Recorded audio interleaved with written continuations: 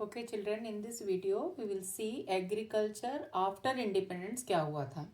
ठीक है, यानी कि 1950 से लेकर 1990 तक का पीरियड हम देखेंगे एग्रीकल्चर में अब क्या चेंजेस आए। जैसे इंडिया इंडिपेंडेंट हो गई थी, सबसे पहले लैंड रिफॉर्म्स किए गए और उसके बाद जो है टेक्निकल रिफॉर्म्स किए गए। लैंड रिफॉर्म में पहले जमींदार सारी लैंड ले जाते थे, इसलिए सबसे पहला लैंड रिफॉर्म है एबॉलिशन ऑफ इंटरमीडियरी। इंटरमीडिएट मतलब मिडिल मैन। मिडिल मैन कौन था? जमींदार था, फार्मर के और गवर्नमेंट के बीच में। तो सबसे पहले जमींदारी सिस्टम को खत्म किया गया। Abolition of intermediary means end of zamindari system. तो पहला लैंड रिफॉर्म हो गया, जमींदारी सिस्टम को खत्म करना। दूसरा है, जो बहुत ज़्यादा ज़मीन एक ही किसान के पास था, जो बड़े बड़े ज़मींदार थे उनके पास था, उनके लिए गवर्नमेंट ने रूल बनाया कि एक व्यक्ति कुछ ज़मीन से ज़्यादा ज़मीन नहीं रख सकता।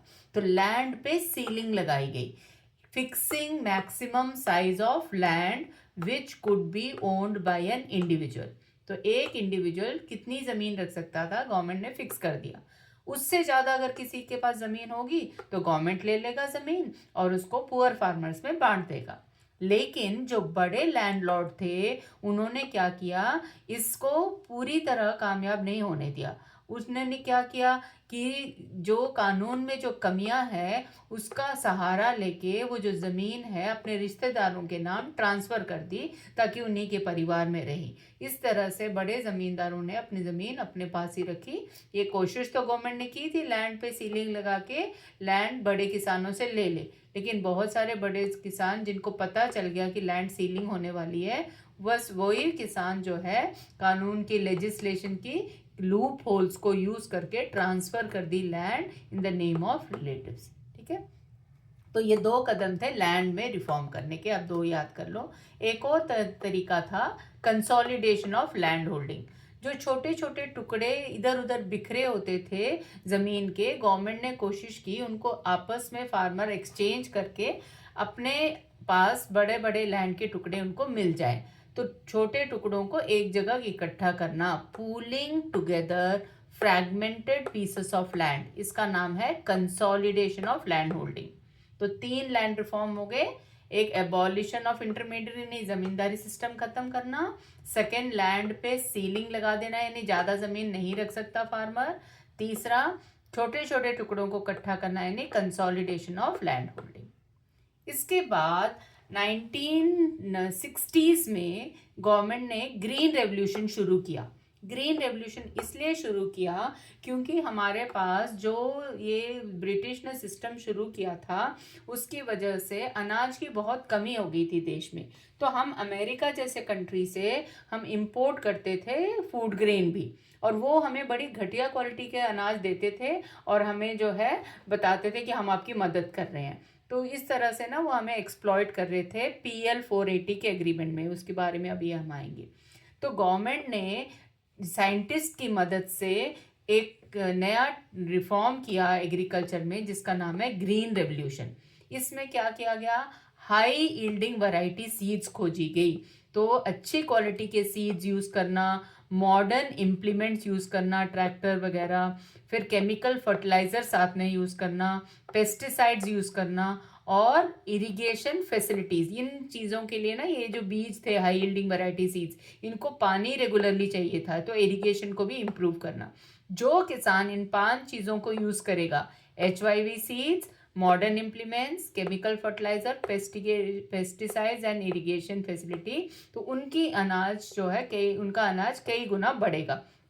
और ऐसा ही हुआ। ग्रीन रेवोल्यूशन से 1960 से लेकर 1970 तक फर्स्ट फेज चला, जिसमें पंजाब और हरियाणा, आंध्र प्रदेश, तमिलनाडु, इन स्टेट्स ने जहाँ जहाँ अमीर किसान थे उन्होंने ये नई चीज़ें शुरू की, सारी इनपुट्स यूज़ किए, तो उनके अनाज कई गुना ज़्यादा बढ़ गया।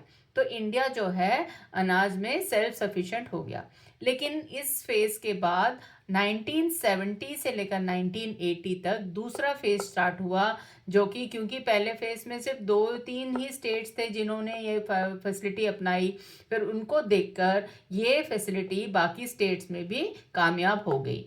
तो और पहले सिर्फ राइस और व्हीट में हुई थी, और second phase of green revolution में ये बाकी क्रॉप्स में भी, बाकी अनाज में भी इस तरह से HYV सीड्स आ गए थे। तो HYV सीड्स बहुत सारे तरीके के क्रॉप्स में आ गए और बहुत सारे स्टेट्स में लागू हुए। तो through out India green revolution first phase और सेकेंड फेज से स्प्रेड हो गया। ठीक है, अब हम देखते हैं कि इस ग्रीन रेवोल्यूशन के क्या क्या एडवांटेज थे और क्या डिसएडवांटेज थे। एग्जाम में आता है तो आपको पता होना चाहिए। सबसे पहला फायदा ये हुआ कि अब हमारा देश सेल्फ सफिशिएंट हो गया फूड ग्रेन प्रोडक्शन में। ठीक है, no longer depend on America PL480। अब हमें अमेरिका पे निर्भर नहीं रहना पड़ेगा अनाज के लिए। PL480 एग्रीमेंट में अमेरिका हमें अनाज देता था घटिया क्वालिटी का, तो वो अब हमें उसकी ज़रूरत नहीं है ग्रीन रेवोल्यूशन के बाद। ठीक है, और इसकी वजह से हम सिर्फ सेल्फ सफिशिएंट नहीं हुए, हमारे पास इतना अनाज एक्स्ट्रा हो गया कि अब हम एक्सपोर्ट भी कर पा रहे हैं। पहले हम इंपोर्ट करते थे अमेरिका से, अब हम अलग अलग देशों में एक्सपोर्ट करने लगे, जिससे हमारी फॉरेन एक्सचेंज यानी फॉरेन करेंसी आ गई देश में।